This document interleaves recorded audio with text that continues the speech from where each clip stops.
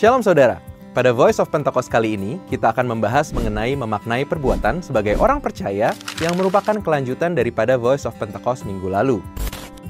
Kita sebagai orang percaya pastinya mempercayai bahwa keselamatan yang kita terima merupakan anugerah dari karya salib Tuhan Yesus dan bukan karena perbuatan kita.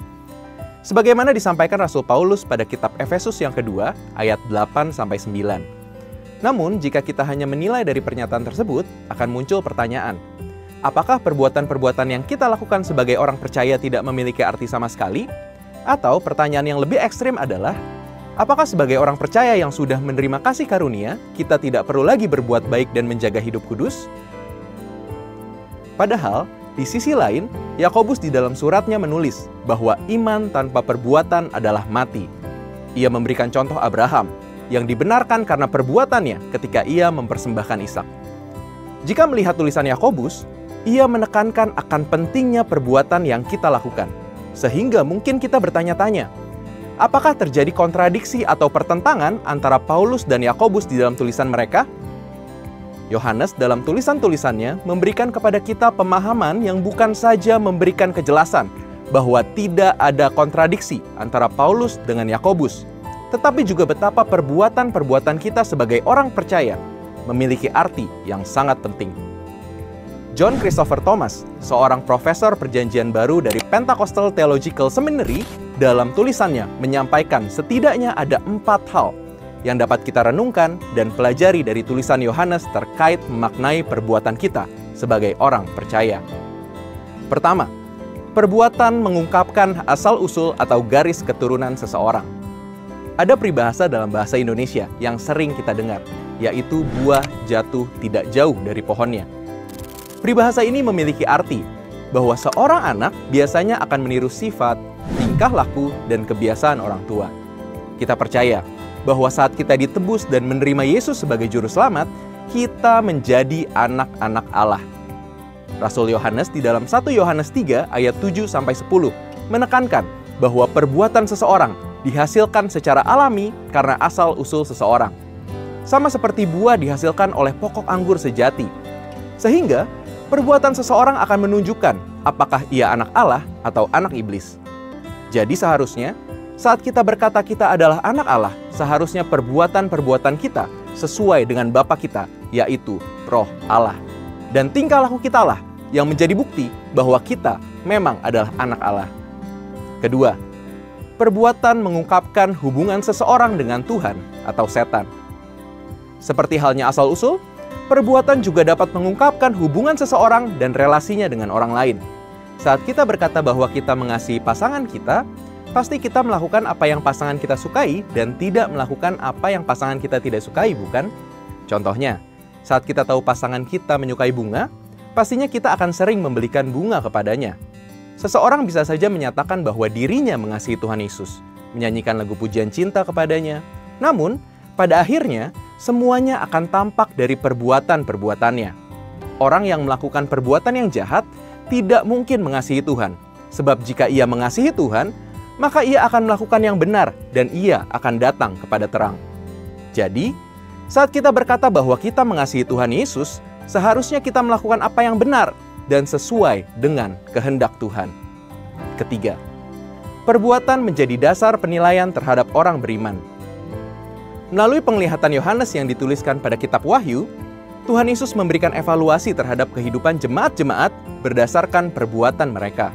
Ketujuh jemaat yang disebutkan di dalam kitab Wahyu, semua diberikan pujian dan atau teguran berdasarkan perbuatan apa yang telah mereka lakukan. Salah satunya jemaat di Efesus, di mana Tuhan memuji ketekunan mereka dan kesabaran mereka menanggung penderitaan karena nama Yesus. Namun, jemaat di Efesus juga mendapat teguran karena mereka meninggalkan kasih mereka yang mula-mula. Ini menunjukkan bahwa perbuatan seseorang dan hubungan seseorang dengan Yesus adalah dasar penilaian yang diukurkan kepada setiap orang percaya. Keempat, perbuatan mempunyai nilai yang kekal. Rasul Yohanes dalam kitab Wahyu menuliskan bahwa segala perbuatan baik yang dilakukan oleh orang saleh akan terus mengikuti mereka sekalipun mereka telah meninggal. Kita melihat bagaimana Roh Kudus menghormati dan menggunakan kesaksian perbuatan orang-orang percaya sekalipun mereka telah meninggal. Setelah kita mendengarkan keempat makna perbuatan bagi orang percaya, maka jelas bagi kita bahwa perbuatan yang dilakukan orang percaya memiliki makna yang sangat penting. Memang setiap kita diselamatkan karena kasih karunia oleh iman dalam Tuhan Yesus Kristus. Namun, itu bukan berarti perbuatan kita tidak memiliki arti apapun dalam kehidupan kita. Mengesampingkan atau menyepelekan perbuatan kita sebagai orang percaya adalah sebuah kesalahpahaman yang tragis. Perbuatan-perbuatan orang percaya bukanlah sebuah bentuk legalisme. Perbuatan mencerminkan identitas orang percaya. Untuk penjelasan lebih lengkapnya dari tim teologi kami, silakan buka link yang ada di atas atau scan QR Code yang tersedia. Tuhan Yesus memberkati.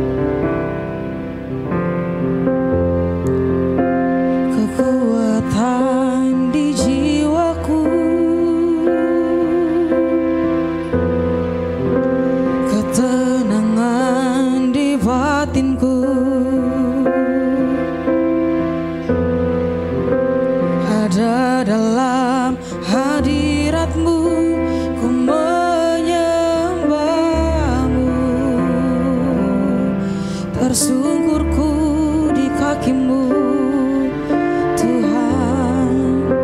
Tersungkurku di kakimu. Rasakan hadiratmu. Takkan ku melepaskanmu, kau cahaya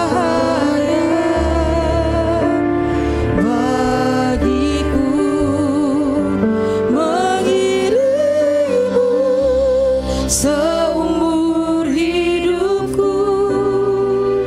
Masuk dalam rencanamu Bapa, pikiranku, kehendakku,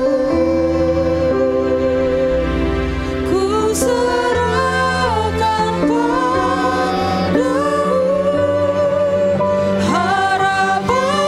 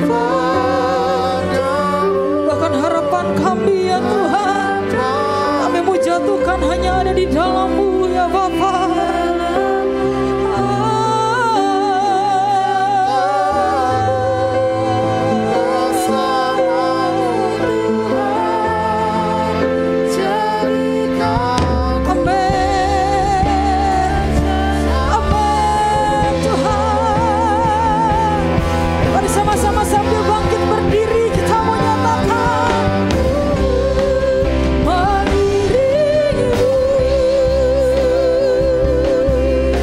Saya mengundang Pastor Randy.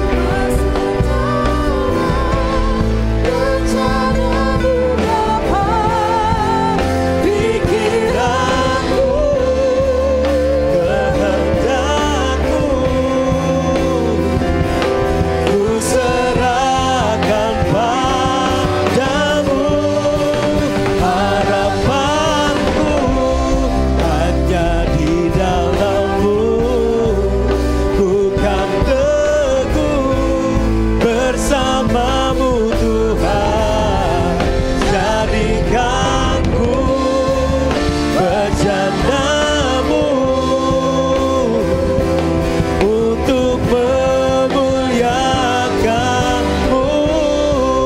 Jadikanku bejana-Mu untuk memuliakan-Mu. Jadikanku bejana-Mu untuk memuliakan-Mu. Berikan sorak-sorai kemuliaan buat Tuhan kita. Haleluya, haleluya, haleluya, haleluya. Benar Tuhan, pujian yang baru saja kami naikkan di hadapan-Mu, ini yang menjadi doa dan kerinduan umat-Mu Tuhan. Kami bejana-Mu, bentuklah kami seturut dengan kehendak-Mu. Kami rindu Tuhan, di dalam setiap langkah kehidupan kami, kami mau serahkan pikiran, perasaan, kehendak kami ke dalam tangan-Mu. Kami rindu untuk menyelaraskan segala sesuatunya dengan apa yang menjadi kehendak-Mu Tuhan. Dan kami tahu perjalanan kami untuk menyelaraskan, kami butuh firman dan Roh-Mu untuk senantiasa memimpin langkah kehidupan kami. Oleh karena itu Tuhan, sore hari ini kami datang ke hadirat-Mu. Kami telah memuji menyembah Engkau dan tiba saatnya kami untuk mendengarkan isi hati-Mu. Tuhan, bicaralah kepada setiap kami. Pakai hamba-Mu yang lemah dan tidak ada apa-apanya ini Tuhan. Biar bukan hikmatku, melainkan hikmat-Mu saja Tuhan yang diberitakan di tengah-tengah umat-Mu. Biar setiap perkataan yang keluar dari lidah bibir hamba-Mu adalah perkataan yang berasal daripada-Mu Tuhan. Perkataan yang membangkitkan iman kami. Perkataan yang menumbuhkan harapan di hati kami. Memberikan semangat yang baru. Untuk kami boleh sungguh-sungguh mengiring Engkau di dalam setiap langkah kehidupan kami. Ini hati kami, pikiran, segenap kehidupan kami arahkan sepenuhnya kepada Engkau. Bicaralah Tuhan, kami siap untuk mendengarkan. Di dalam nama Tuhan Yesus, setiap kita yang siap untuk mendengarkan firman Tuhan, sama-sama kita katakan amin. Berikan sorak-sorai buat Tuhan Yesus. Sebelum duduk, kasih dulu tos kanan kirinya, bilang Tuhan Yesus mengasihimu. Puji Tuhan. Silakan duduk, saudara sekalian. Shalom. Apa kabar saudara? Luar biasa, puji Tuhan. Di dalam anugerah Tuhan kita boleh ada saudara dalam keadaan yang baik, tidak kekurangan suatu apapun. Bahkan tanpa terasa ya, Tuhan memimpin kita sampai pada hari ini kita boleh ada di bulan Oktober. Bulan ke-10 di tahun 2024. Waktu tidak terasa ya saudara, berjalan begitu cepat. Rasa-rasanya kita baru saja sama-sama merayakan Natal, tahun baru 2023 yang lalu. Dan sekarang tanpa terasa tiba-tiba udah mau Natalan lagi, ya kan? Udah mempersiapkan diri menyambut Natal, ya di gereja pun kita sudah mulai menyusun panitia Natal beserta dengan segala aktivitas kesibukan di persiapan Natal tersebut. Ya, dan kita percaya penyertaan Tuhan yang sama yang akan senantiasa memimpin langkah hidup kita. Amin saudara. Bahkan nanti ketika kita menyambut tahun yang baru lagi, tahun 2025. Wow, gak berasa ya saudara ya. Saya percaya tangan Tuhan yang sama yang akan menopang setiap kehidupan kita. Amin. Puji Tuhan, saya sungguh bersyukur. Terima kasih Ibu Gembala dan seluruh tim pastoral yang ada ya, dengan Anto ya, sahabat saya juga Beni ya. Terima kasih untuk kesempatan yang diberikan. Saya boleh menyampaikan firman Tuhan pada sore malam hari ini. Dan tema yang diberikan kepada saya itu berhubungan tentunya tentang pemuritan, bagaimana kita ada di tengah dunia ini untuk menjadi seorang murid Kristus. Maka tema pada sore malam hari ini saya beri judul Menjadi Murid Kristus yang Sejati. Bilang sama saya, menjadi murid Kristus yang sejati. Nah, saudara, ini adalah sebuah panggilan dari Tuhan Yesus untuk setiap kita. Bukan sekedar jadi seorang yang beragamakan Kristen, berKTP-kan Kristen, lalu kita datang ibadah hari Minggu, atau bahkan mulai ambil bagian di dalam pelayanan, kita mulai memakai aksesoris rohani berupa kalung salib, atau mungkin kaosnya kaos rohani kayak gitu ya. Dan kita mulai ngomong pakai bahasa-bahasa Kristen, shalom, haleluya dan sebagainya. Bukan sekedar itu saudara. Tetapi justru Tuhan memanggil kita untuk menjadi seorang murid. Makanya Tuhan kasih amanat agung kepada setiap kita, pergi jadikanlah semua bangsa orang Kristen. No, bukan sekedar beragama Kristen, tapi jadi murid Yesus. Baptislah mereka, ajarlah mereka segala sesuatu yang telah kuajarkan kepadamu, dan ketahuilah aku menyertai kamu sampai kepada akhir zaman. So, setiap kita saudara tanpa terkecuali dipanggil oleh Tuhan untuk menjadi murid Yesus. Nah, sekarang kita mau belajar lebih dalam lagi mengenai seperti apa sih menjadi seorang murid yang sejati itu. Nah, saya mulai dengan sebuah quotes dari seorang pendeta yang sangat terkenal, namanya Pastor Billy Graham. Pasti saudara pernah mendengar nama beliau, seorang pendeta penginjil yang legendaris dari Amerika Serikat. Ya, dan salah satu quotes-nya yang sangat menarik saudara, ketika beliau berkata bahwa salvation is free, but discipleship costs everything we have. Yang artinya adalah keselamatan itu gratis. Sesuatu yang kita terima secara cuma-cuma. Bukan karena itu murahan, tapi karena ada yang bayarin buat setiap kita. Namanya siapa? Yesus Kristus. Lewat pengorbanannya di kayu salib, setiap kita manusia berdosa yang harusnya binasa, menjadi tidak binasa, tetapi beroleh hidup yang kekal. Salvation is free. Dan itu dikerjakan oleh Yesus Kristus. Amin. Kita tidak perlu memperdebatkan hal tersebut, kita sepakat akan hal tersebut. Tapi ini yang selanjutnya kita perlu sadari. But discipleship costs everything we have. Kalau keselamatan yang kita terima itu adalah gratis, cuma-cuma dikerjakan oleh Yesus Kristus, tapi yang namanya dimuridkan, harganya adalah seluruh kehidupan kita. Segala sesuatu yang kita miliki. Kita arahkan semuanya, kita fokuskan semuanya untuk masuk ke dalam sebuah proses pemuritan. Dan itulah esensi menjadi seorang Kristen saudara. Menjadi murid Yesus. Colek kanan kirinya bilang, ada harga yang harus dibayar bro gitu. Ada harga yang harus dibayar sis. Ya, jadi murid Yesus itu ada harganya saudara. Dan harganya apa? Seluruh kehidupan kita. Waktu kita, pikiran kita, tenaga kita, keringat kita, air mata kita. Kita arahkan untuk benar-benar bagaimana caranya Tuhan supaya aku menjadi seorang murid-Mu yang sejati, yang sungguh-sungguh di dalam Tuhan. Karena hari-hari ini kita temukan saudara, banyak orang yang kelihatannya murid tapi sebenarnya bukan murid yang sejati. Murid yang KW saudara ya. KW super sih, tapi belum jadi sejati. Nah, kita akan belajar ya, seperti apa sih murid yang sejati itu. Karena kadang bedanya itu tipis, saudara. Ya, kadang kita nggak bisa bedakan sebenarnya saya sudah jadi murid Kristus yang sejati atau sekedar, maaf saudara, murid-muritan gitu ya. Kalau lagi mood, lagi happy, maulah jadi murid. Tapi kalau lagi banyak masalah, pergumulan, aduh ntar dulu deh murid-muridnya, nanti dulu deh. Saya aja sibuk dengan urusan saya sendiri. Nah, kita mau belajar sama-sama nih saudara.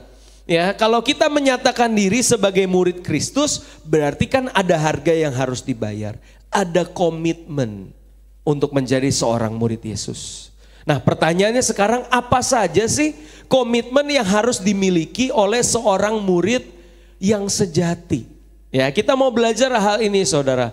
Komitmen apa saja yang harus dimiliki oleh seorang murid yang sejati? Nah, ada 3 hal minimal yang harus kita miliki kalau kita mau jadi seorang murid yang sejati. Siap belajar firman Tuhan saudara? Saya mau lihat tangan-tangannya yang mau belajar firman Tuhan lebih lagi. Wow, sekali lagi dong berikan kemuliaan buat Tuhan kita Yesus Kristus.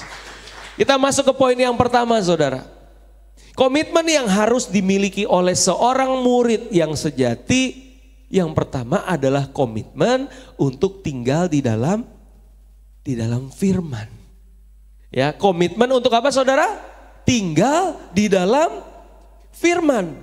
Ya, kita baca dulu dari Yohanes pasal ke-8 ayat 31 dan 32. Ini ayat 31-nya saya akan bacakan buat saudara. Maka kata Yesus kepada orang-orang Yahudi yang percaya kepadanya, jikalau kamu tetap dalam firman-Ku, kamu benar-benar adalah muridku. Perhatikan saudara, ini kan kalimat yang mengandung sebab akibat. Sebab karena kamu tinggal di dalam firman-Ku, maka akibatnya kamu menjadi muridku. Tetapi sebaliknya, kalau kita nggak tinggal tetap di dalam firman, maka kita nggak benar-benar murid. Kita cuma ngaku-ngaku jadi murid. Karena murid yang sejati itu tinggal di dalam firman. Saya nggak janjian sama Anto ya, tadi kita baca ada kegiatan hebat. Wah, hebat tuh singkatannya apa tadi bro? Hari energetik baca Alkitab setiap hari. Wow, itu kan sesuatu yang dahsyat ya saudara ya. Artinya kita memberi diri untuk bertumbuh di dalam firman Tuhan. Dan itulah esensi menjadi murid. Kalau kamu benar-benar adalah muridku, berarti kamu akan tinggal di dalam firman-Ku. Sama seperti murid, tugasnya kalau berangkat ke sekolah ya dia belajar. Itu murid di sekolah. Muridnya Yesus ya belajar juga. Belajar firman Tuhan.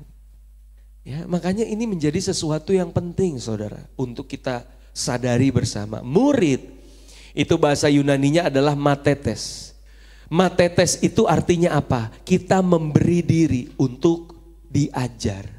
Ya, jadi waktu kita datang ke tempat ini untuk mendengarkan firman Tuhan, pertanyaannya waktu firman itu diberitakan, adakah kita memberi diri kita untuk diajar? Saudara perhatikan, mungkin yang khotbah sama, temanya sama, ayat yang diambil juga sama. Tapi pertumbuhan iman dari setiap jemaat Tuhan itu bisa berbeda-beda. Nah, lo yang membedakan apa? Adakah hatinya siap untuk diajar? Jangan-jangan tubuhnya ada di sini, tapi rohnya melayang-layang. Habis ini mau makan di mana ya? Itu yang dipikirkan. Mau makan gokana tepan atau apa gitu ya. Makanan yang ada di sekitar sini gitu. Pastikan saudara waktu engkau mendengarkan firman Tuhan, hatimu ada di situ. Bukan cuma tubuhmu tapi roh dan jiwamu benar-benar terarah sepenuhnya untuk diajar oleh firman Tuhan. Dan yang berikutnya dari kata murid itu kan bahasa Inggrisnya adalah disciples. Kata disciples itu juga berasal dari kata disiplin Artinya seorang murid yang sejati harus belajar firman Tuhan secara disiplin. Nah tadi ada kegiatan, ada gerakan hebat. Itu kan setiap hari. Tapi kalau misalkan aduh Kanto hari ini lagi gak mood bacanya, boleh gak ditunda dulu? Nah loh, ya kan kayaknya lagi banyak pikiran nih. Atau aduh sibuk nih Kak, kayaknya banyak kegiatan, tunda dulu ya hari ini.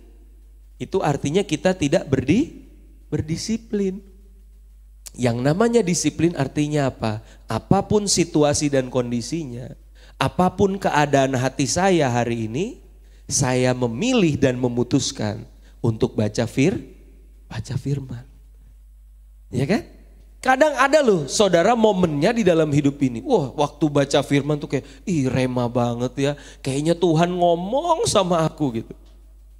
Besok baca lagi pas giliran besok baca kok krik gitu ya.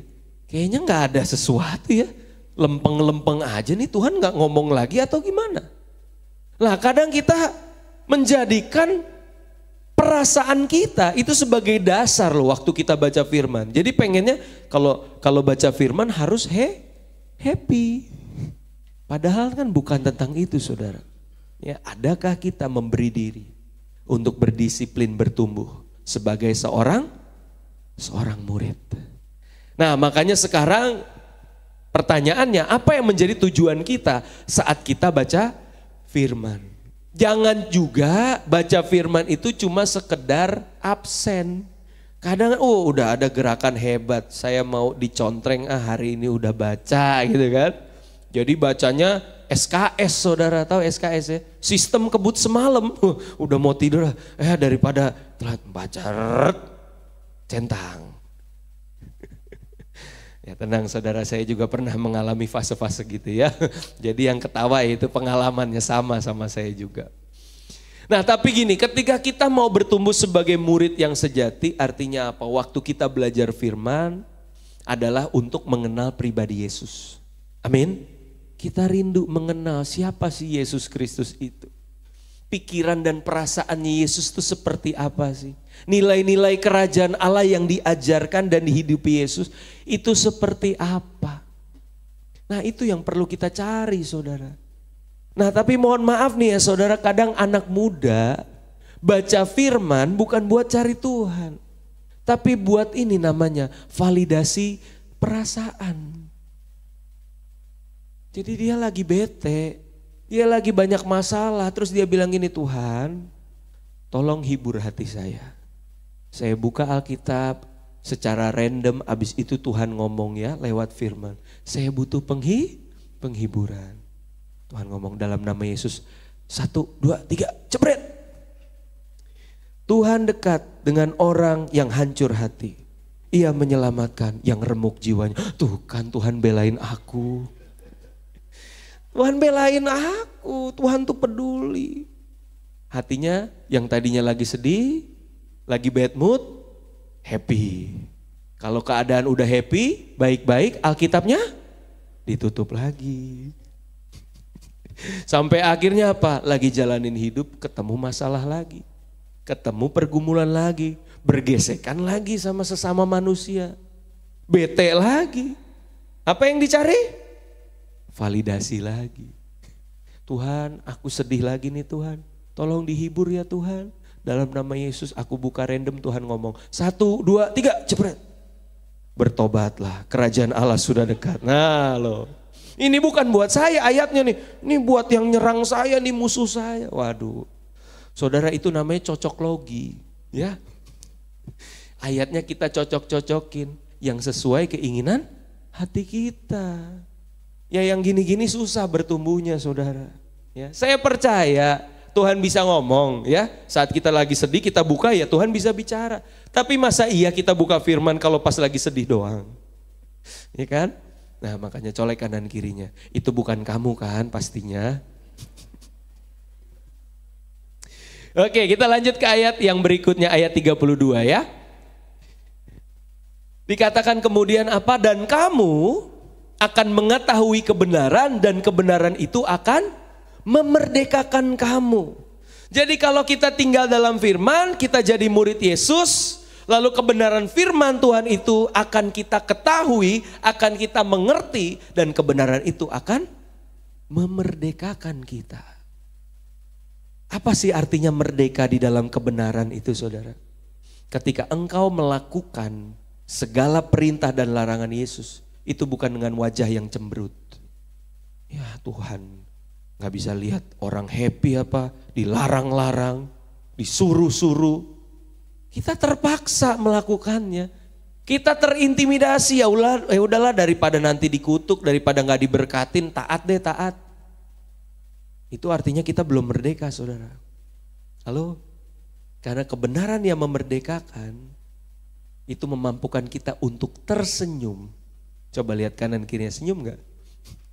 Saat melakukan firman Tuhan.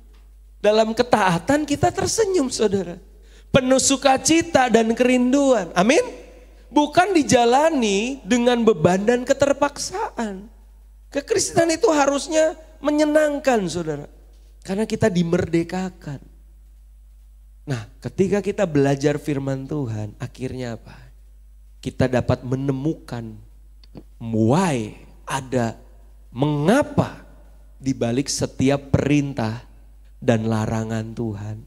Orang Farisi dan ahli Taurat, orang-orang beragama itu cuma mentok sampai apa? Yang tertulis. Apa yang tertulis? Tapi orang Kristen harusnya beyond apa yang tertulis. Tapi di balik perintah dan larangan itu, bisa gak kita temuin hatinya Tuhan? Bisa gak kita ngerasain bahwa Tuhan yang kasih perintah itu segitu sayangnya sama kita? Dia gak rela lihat kita menderita oleh karena kesalahan dan pelanggaran yang kita buat. Makanya dia kasih perintah dan larangan. That's Christianity. Itu intinya jadi murid Yesus. Jadi kalau jadi murid Yesus mukanya ketekuk, lu murid siapa sebenarnya? Karena murid Yesus harusnya bahagia. Karena kita mengenal guru agung kita. Kita mengenal Bapa di surga. Yang penuh kasih kepada setiap kita. Amin. Setiap perintah dan larangannya adalah demi kebaikan kita. Saya kasih contoh ya. Dulu saya waktu masih kecil paling gak suka makan sayur. Siapa di sini yang masih susah makan sayur? Ada? Tolong bertobat ya. Ya kita butuh sayur, saudara ya. Apalagi usia-usia udah 35 ke atas. Wah, itu udah mulai harus jaga pola makan ya kan. Serat itu berguna bagi kesehatan kita. Tapi waktu masih kecil kan gak ngerti.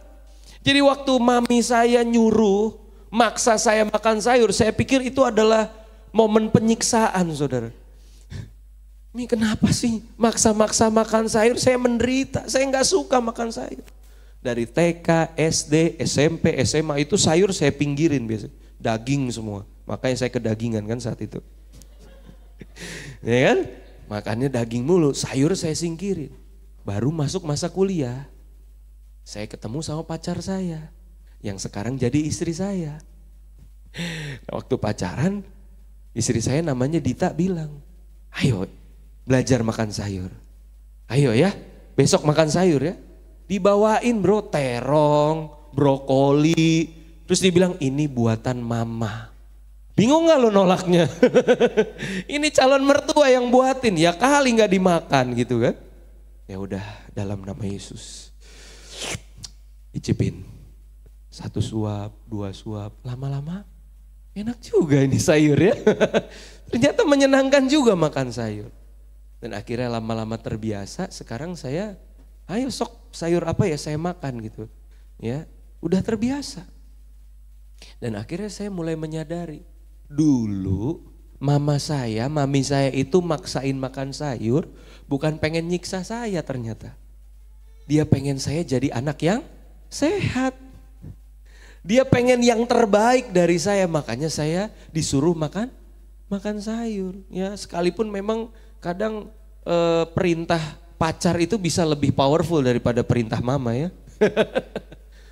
Nah, tapi ya itu demi kebaikan. Akhirnya oke lah saya jadi suka makan sayur.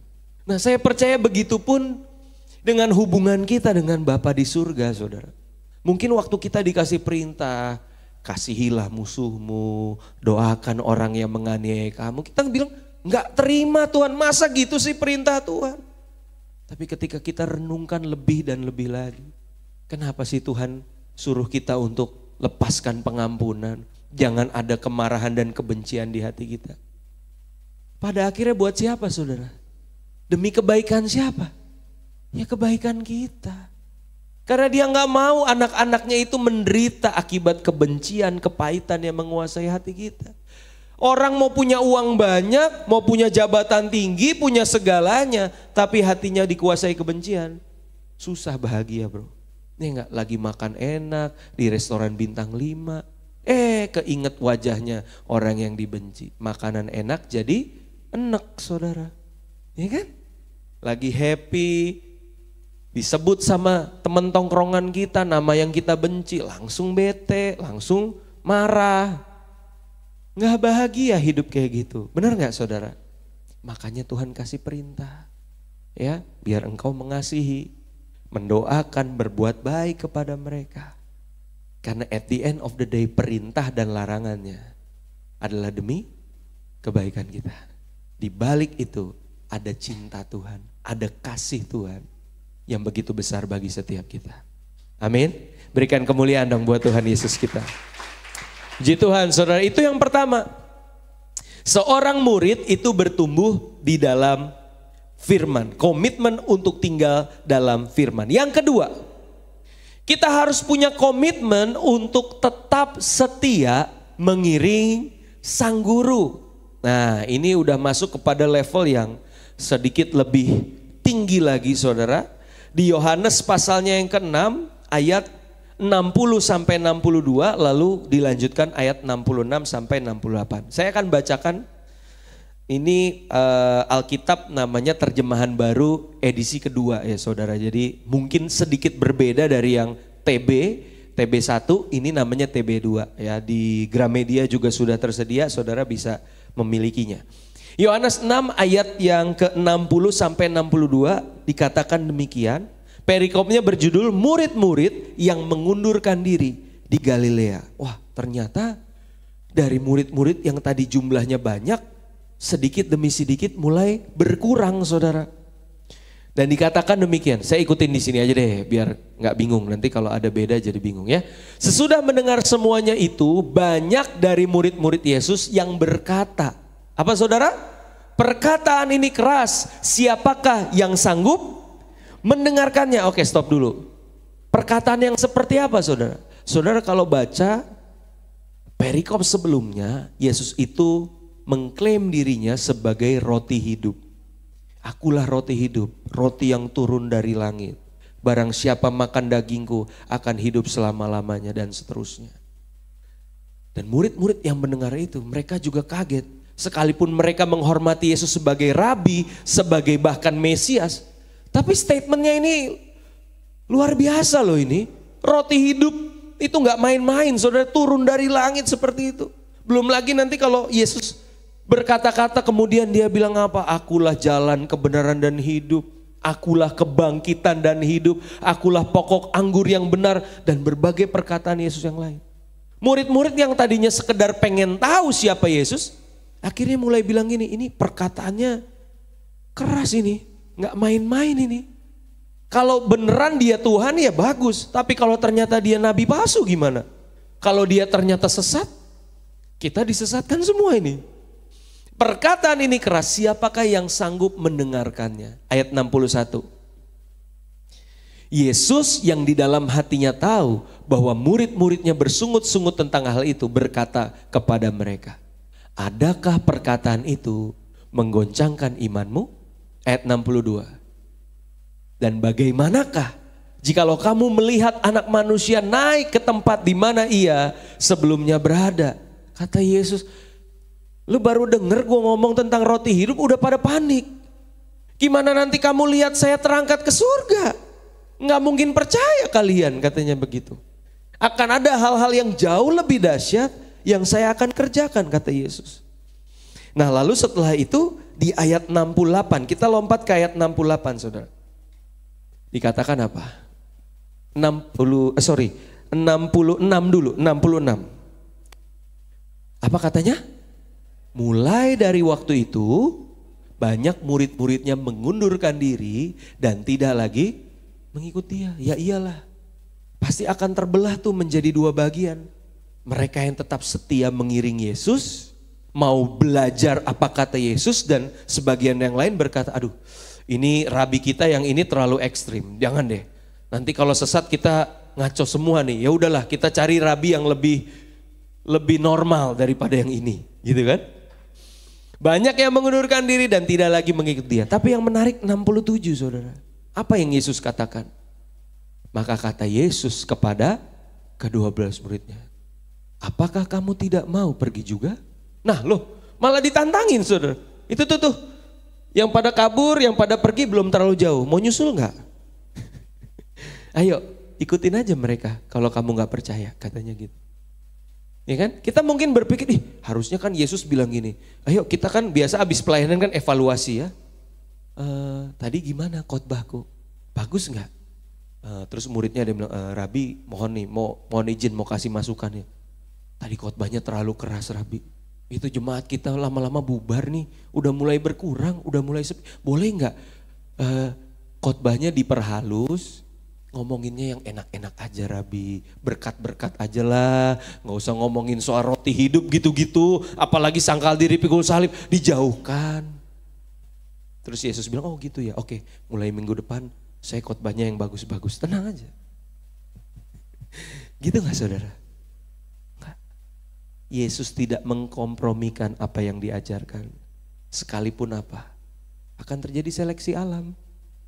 Yang setia ikut Yesus tetap ada. Yang mulai melipir halus dan mulai meninggalkan Yesus pun ada juga. Tapi perhatikan ayat 68. Jawab Simon Petrus kepadanya, apa saudara? Tuhan, kepada siapakah kami akan pergi? Perkataanmu adalah perkataan hidup yang kekal. Jadi dengan perkataan yang sama akan ada orang-orang yang mulai berdalih, beralasan dan meninggalkan Yesus. Tapi ada juga beberapa orang yang menangkap perkataan itu, menyimpannya dalam hati. Dan pada akhirnya iman itu bertumbuh, dia berkata, kepada siapa lagi kami pergi? Karena perkataanmu perkataan hidup yang kekal. Maka dari itu ini juga encouragement buat setiap kita yang sudah menyampaikan firman Tuhan. Jangan takut menyampaikan kebenaran. Jangan berkompromi dengan kebenaran sekalipun apa. Kadang kebenaran itu bisa offended. Bisa kelihatannya menyerang orang lain. Tapi itulah kekristenan. Kita menyampaikan apa yang Yesus katakan. Kalau Yesus katakan akulah jalan kebenaran dan hidup. Tidak ada seorang pun datang kepada Bapa kalau tidak melalui aku. Perlu gak kita perhalus? Perlu gak kita bilang atas nama toleransi semua bisa kok masuk surga. Habib pun bisa asal berbuat baik. Nah kan kemarin sempat viral tuh. Tapi kalau kita benar adalah pengikut Yesus, sampaikan apa yang Yesus katakan. Jangan takut ditolak. Amin. Aminnya kurang kenceng nih. Amin. Ya. Itulah satu konsekuensi untuk menjadi seorang murid, tetap setia mengiring sang guru. Ya. Dari pembacaan itu kita juga bisa menemukan bahwa Yesus lebih tertarik kepada kualitas dibandingkan kuantitas. Ya. It's about quality, not quantity. Yang Tuhan cari itu adalah murid-murid yang berkualitas. Karena jumlah itu tidak menjadi tolak ukur saudara. Banyak murid-murid mundur karena perkataan Yesus yang keras. Tapi Yesus tidak berkompromi dengan kebenaran yang disampaikan. Hanya demi mempertahankan popularitas dan jumlah followers. Sekarang kan semua serba viral. Yang penting terkenal, yang penting populer. Yesus gak cari itu. Walaupun dia di-unfollow banyak orang, waktu dia ngomong itu gak masalah. Karena tujuan saya bukan pengen cari popularitas. Saya mau menyampaikan apa yang Bapak pesankan kepada saya. Dan untuk kita apa saudara? Ini pesan Yesus. Berbahagialah orang yang tidak menjadi kecewa dan menolak aku. Amin, murid Yesus. Siap terima setiap perkataan Yesus? Sekalipun keras, sekalipun kadang gak sesuai ekspektasi kita, gak sesuai pemikiran kita, ya gak apa-apa. Nah kan dia Tuhannya, suka-suka dia dong. Masa kita yang nentuin, ya kan? Bukan kita Tuhannya. Nah boleh di next, makanya hati-hati. Yang kelihatan viral itu belum tentu kekal. Ya, jangan cuma sekedar, wih lihat ini Pastor Graham sering muncul di Instagram, followersnya banyak, lovesnya banyak, di YouTube subscribersnya banyak, omongannya udah pasti benar. Belum tentu. Ya, yang viral belum tentu kekal. Jadi pastikan saudara juga baca Alkitabmu sendiri, kenali Yesusmu sendiri. Sehingga seperti apa yang kata Paulus katakan, engkau tidak terombang-ambingkan oleh rupa-rupa pengajaran. Tapi engkau punya dasar iman yang kuat. Amin. Ya, justru engkau bisa bertahan, bisa berdiri teguh di tengah berbagai rupa-rupa pengajaran yang ada. Nah maka dari itu, ketika Yesus mengajarkan segala sesuatunya, apakah kita hanya mau mengikuti Yesus, mendengarkan ajaran Yesus yang sesuai asumsi kita? Halo? Imajinasi, preferensi kita. Oh, aku cuma mau ikut Yesus di bagian yang ini aja. Kalau soal berkat-berkat saya nomor 1 paling depan. Tapi kalau udah mulai menderita bagi Yesus, sangkal diri pikul salib, itu bagiannya para pendeta aja. Gak bisa pilih-pilih saudara ya. Ini udah satu paket. Ada berkat iya, ada pergumulan penderitaan iya, tapi dijamin ada penyertaan, ada pertolongan, ya. Atau apakah kita mulai meninggalkan dia ketika perkataan dan perbuatannya tidak sesuai dengan ekspektasi kita? Kita harapkan tidak saudara ya. Kita tetap setia, kita tetap komitmen untuk mengiring sang guru apapun situasi dan keadaan kita. Amin. Nah makanya ada sebuah quotes dari seorang hamba Tuhan, almarhum pendeta Bigman Sirait, pernah katakan demikian. Bahwa iman yang besar sanggup memindahkan gunung, betul ya? Bahkan sekecil biji sesawi saja itu sanggup memindahkan gunung. Semua sudah tahu akan hal itu. Tetapi yang menarik selanjutnya dikatakan bahwa iman yang benar sanggup tetap percaya sekalipun gunungnya belum pindah. Kadang kan kita doa sama Tuhan, Tuhan lepaskan aku dari masalah ini. Tuhan bukakan pintu, ya kan?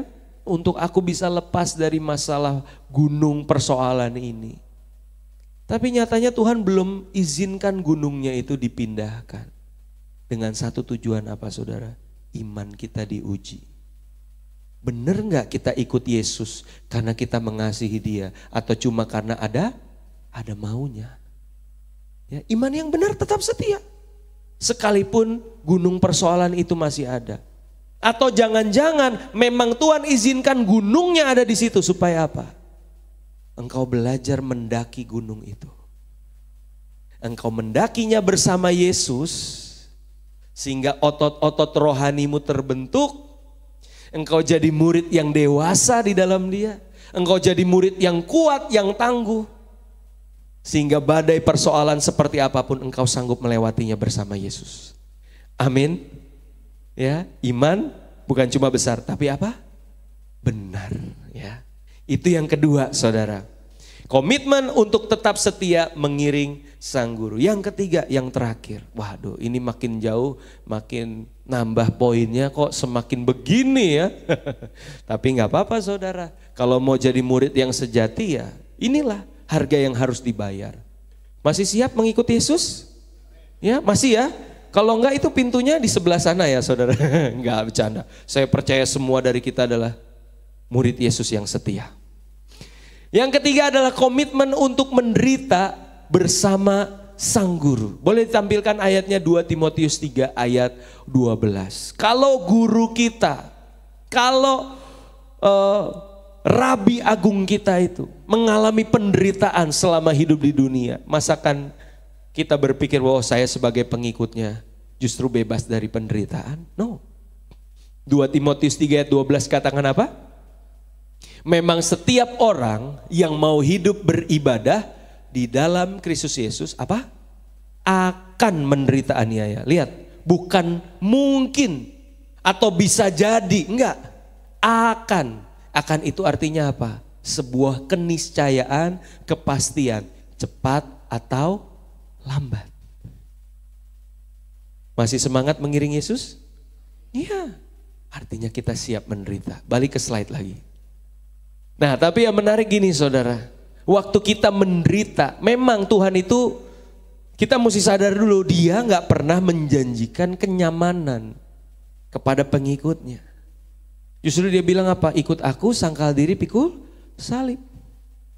Bukan kenyamanan yang dia janjikan, tapi dia janjikan penyertaan. Dia janjikan kekuatan untuk kita bisa melewati badai kehidupan. Amin. Dia gak pernah bilang ikut saya jalan itu bakal lempeng kayak jalan tol. Enggak. Dia bilang mungkin ada masalah, pergumulan. Pasti ada itu semua. Tapi percayalah, aku menyertai kamu sampai akhir zaman. Aku akan beserta kamu membela dan menolong setiap kita. Dan kabar baiknya apa saudara? Di tengah penderitaan sekalipun, boleh di next. Tuhan janjikan ada penghiburan dan damai sejahtera. Kita buka lagi Yohanes 14 ayat 26 dan 27. Yohanes 14 ayat 26 dan 27.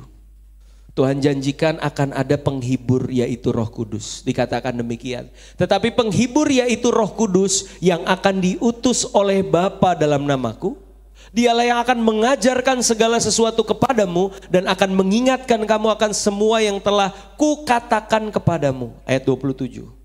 Damai sejahtera ku tinggalkan bagimu. Damai sejahteraku ku berikan kepadamu. Dan apa yang ku berikan tidak seperti yang diberikan oleh dunia kepadamu.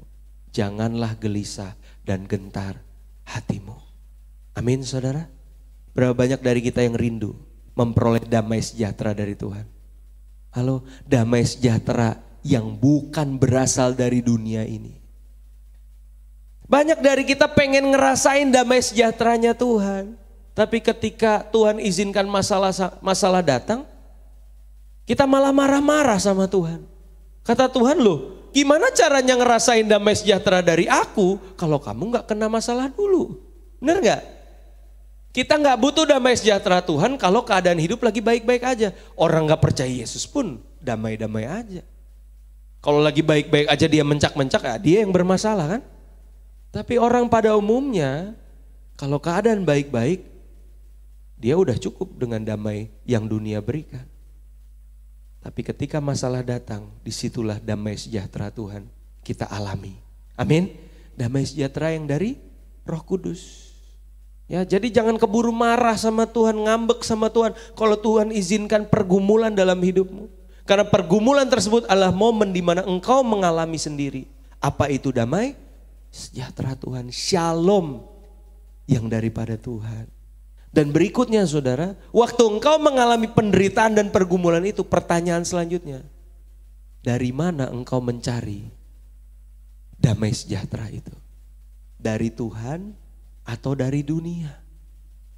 Gak sedikit anak muda putus cinta, pelariannya bukan ke Tuhan. Minum-minum, mabok-mabok, ya kan? Biar lupa. Besok pagi waktu sober, waktu sadar, ingat lagi. Iya, minum lagi gitu aja terus. Yang cewek-cewek putus cinta, maratonan drakor. Ya kan? Pagi ketemu pagi. Opa lebih setia daripada mantanku. Itu cuma drama. Ya. Ya kan? Jadi waktu Roh Kudus yang adalah Roh penghibur itu mau menghibur anak Tuhan, Roh Kudusnya bilang, ya udah terhibur duluan sama si opa gitu kan, sama dunia ini. Roh Kudusnya dibiarin nganggur saudara. Padahal momen-momen tersebut Tuhan bisa bekerja loh dalam hidup kita. Dia akan menyatakan lebih lagi pribadinya kepada setiap kita. Saya teringat akan sebuah kesaksian, ini pengalaman cici saya. Ya, jadi saya punya cici itu pernah putus cinta saudara. Galau berat.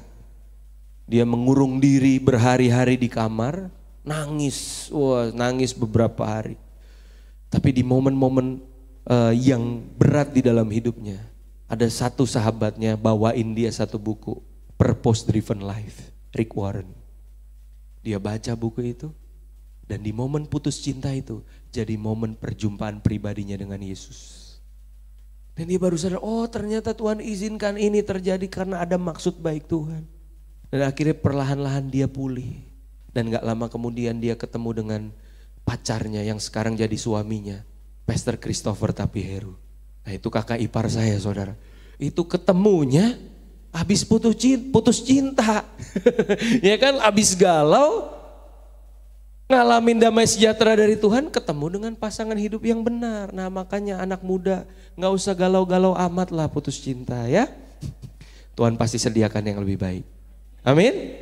Asal syaratnya apa? Cari Tuhan. Cari penghiburan dari Roh Kudus. Slide terakhir saudara. Beneran terakhir ini. Ya, selamat bertumbuh, baca bareng 2, 3. Selamat bertumbuh menjadi seorang murid Kristus yang sejati. Amin. Berikan kemuliaan buat Tuhan Yesus. Saya undang bangkit berdiri. Mari pemain musik boleh maju ke depan. Haleluya. Kita bersyukur buat kebenaran firman Tuhan pada sore malam hari ini. Kita mau naikkan pujian mengikut Yesus. Itulah kesukaan hatiku dari dia. Makasih Tuhan. Mengikut Yesus, itulah kesukaan hatiku. Ku lepas semua aku. Amin.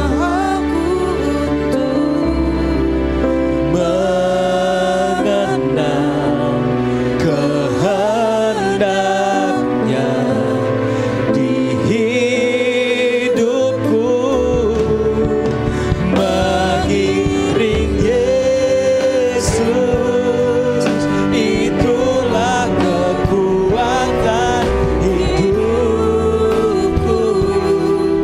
Ku yakin anugerahnya mampu jadikanku hamba yang berkenan selalu. Oh, mengikut Yesus, itulah kesukaan hatiku. Kami mau lepas sang kami. Untuk kami boleh mengenal isi hatimu, mengenal kehendakmu Tuhan. Amin. Hidupku, oh, mengiring Yesus, itulah kekuatan hidupku. Ku yakin anugerahnya mampu jadikanku hamba yang berkenan selalu. Dengan segenap hati mengikut Yesus, Itulah kesukaan hatiku. Ku lepas semua aku untuk mengenal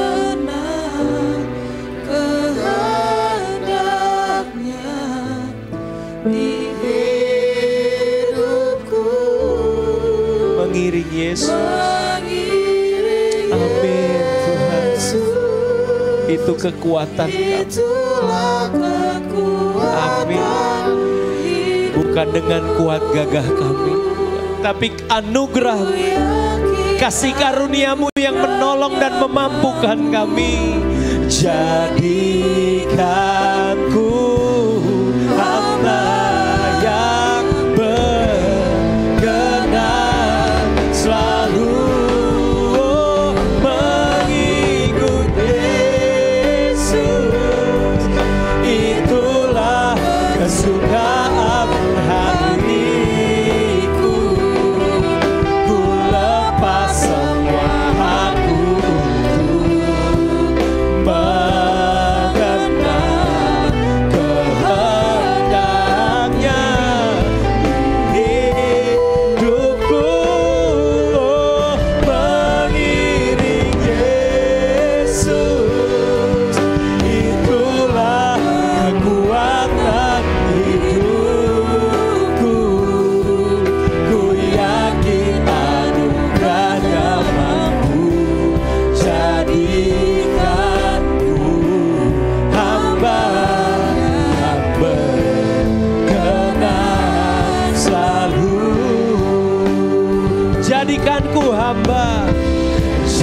jadikanku hamba yang berkenan selalu.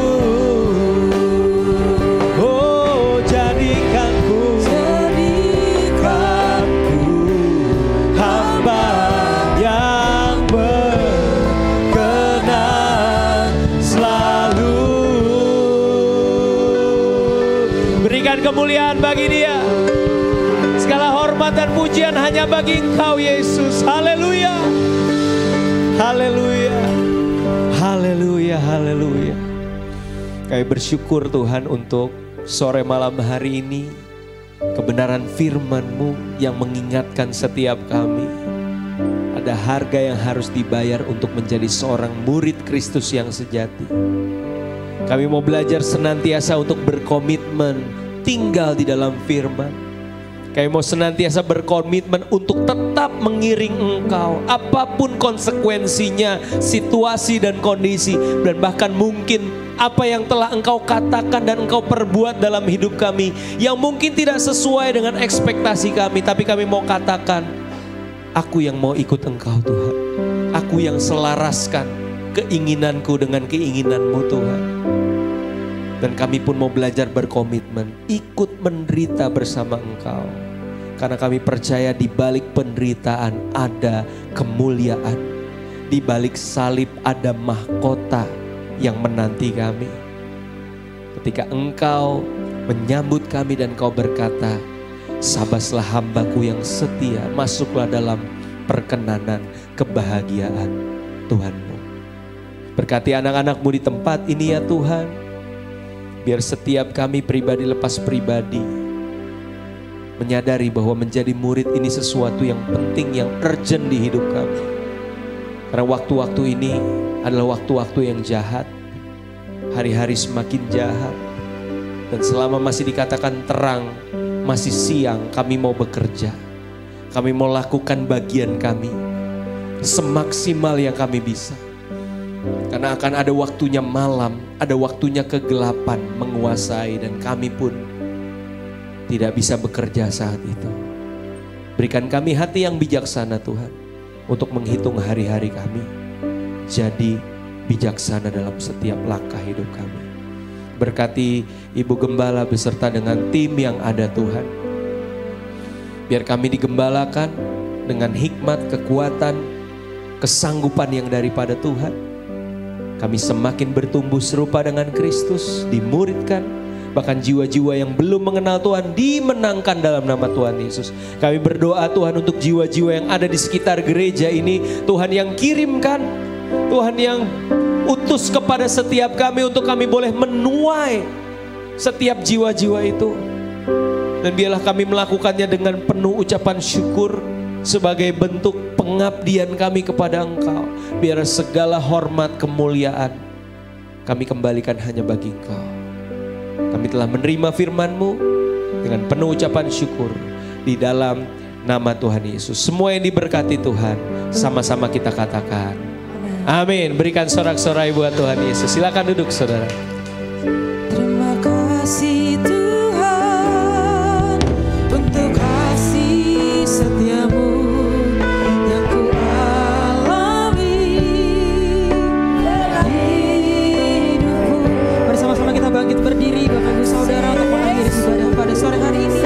Untuk kebaikan-Mu sepanjang hidupku. Terima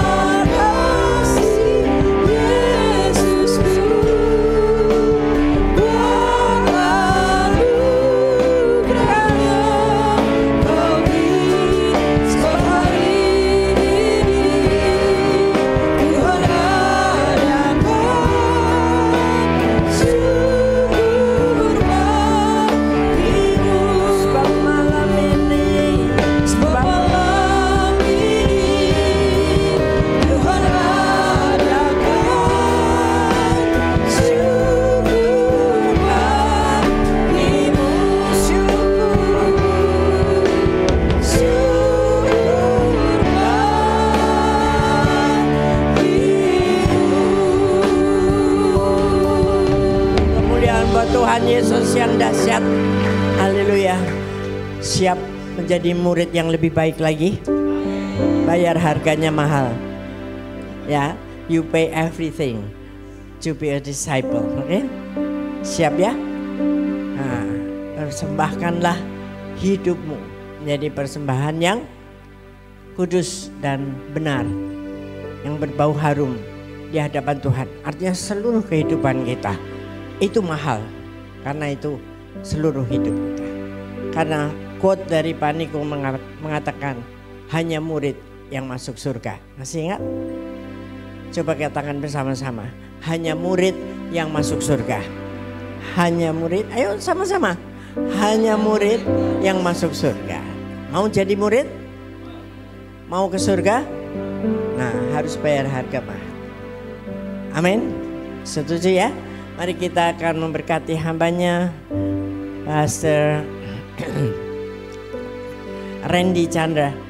Tuhan berkati dia Tuhan, apa yang sudah ditaburkannya di tempat ini Tuhan kembalikan berlipat-lipat kali ganda. Pakai seluruh hidupnya, keluarganya, istri, anak-anaknya Tuhan, untuk terus menunaikan tugas pelayanan, menyelesaikan amanat agung Tuhan sampai kemanapun dia pergi. Terima kasih Tuhan, terima kasih. Kesehatan, kekuatan, berkat yang sempurna Tuhan berikan kepadanya di dalam nama Tuhan Yesus Kristus. Terima kasih Bapak. Dan sekarang kami mau pulang ke rumah tangga kami masing-masing. Biarlah kami siap hati untuk menerima berkat-Mu, yaitu berkat damai dan sejahtera yang melimpah-limpah, anugerah yang ajaib dari Allah Bapa di surga menyertai kita semua. Dan teruslah berjanji makin hari makin intim dengan Tuhan melalui Roh Kudus-Nya dari hari ini sampai Tuhan datang kembali. Tetap setia sampai Tuhan datang. Haleluya. Amin. Selamat hari Minggu. Tuhan Yesus memberkati. Haleluya. Silakan bersatu teduh sejenak Bapak Ibu Saudara. Ibadah kita sudah selesai. Selamat hari Minggu. Tuhan Yesus memberkati.